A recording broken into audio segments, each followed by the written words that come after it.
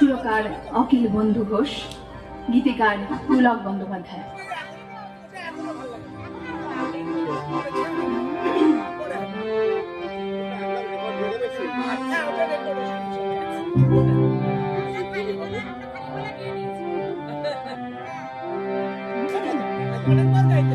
সেদিন চাঁদের আলো চেয়েছিল জানতে, সেদিন চাঁদের আলো চেয়েছিল জানতে, পড়েছে সুন্দর কেউ আছে কি?